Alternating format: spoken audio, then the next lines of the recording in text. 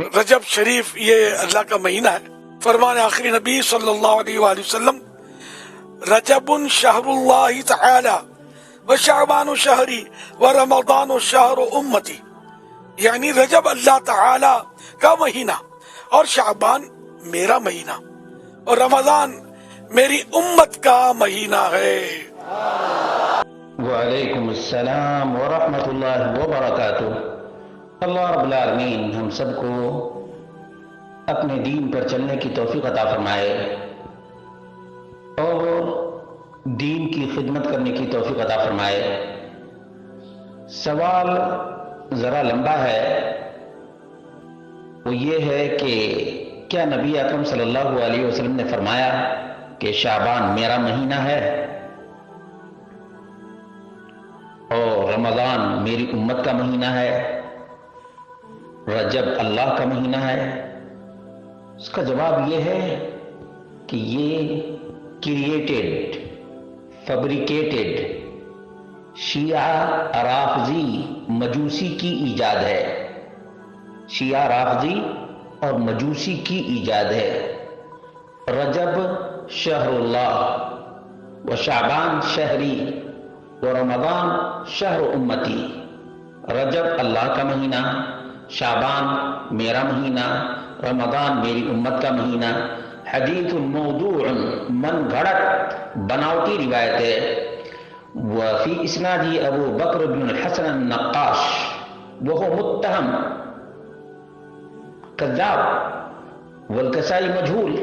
دوسرا جو ہے کسائی ہے وہ بھی مجہول ہے.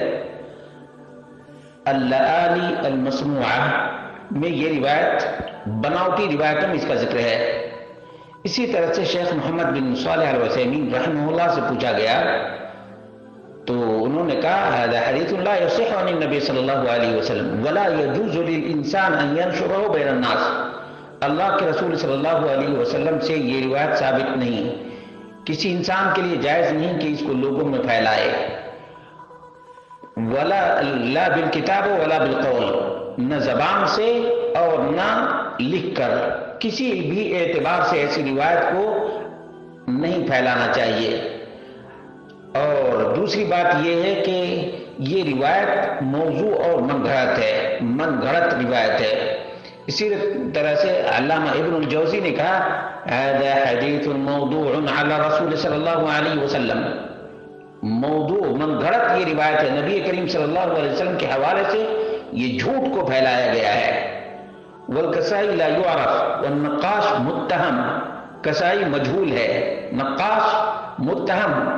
یعنی ایسے لوگوں کی روایتیں شیعہ رافضی لوگوں نے عام کر دی ہیں.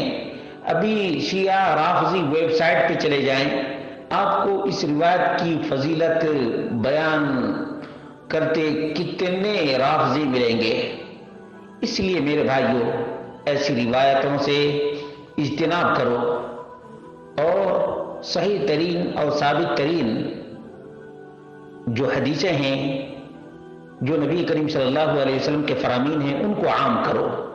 جہاں تک شعبان کے مہینے میں عبادت کی بات ہے تو ظاہر سی بات ہے نبی کریم صلی اللہ علیہ وسلم بکثرت روزہ رکھا کرتے تھے. شعبان میں بکثرت روزہ رکھا کرتے تھے. اور تیسری بات کہ پرندوں کو چارہ پانی دیتے ہیں تو کیا صدقہ ہے؟ اس کا جواب یہ ہے کہ فی کل کبد رطب صدقہ. نبی کریم صلی اللہ علیہ وسلم کا فرمان ہے. اس لیے دل میں جو بھی نیت ہو اپنے ماں باپ کو اجر و ثواب کی تو اس میں کوئی حرج کی بات نہیں ہے. اس میں حرج کی کوئی بات نہیں ہے. آدمی کو اجر ملے اور والدین کو بھی اس میں شامل کرے تو اس میں کوئی حرج کی بات نہیں ہے. واللہ اعلم بالصواب.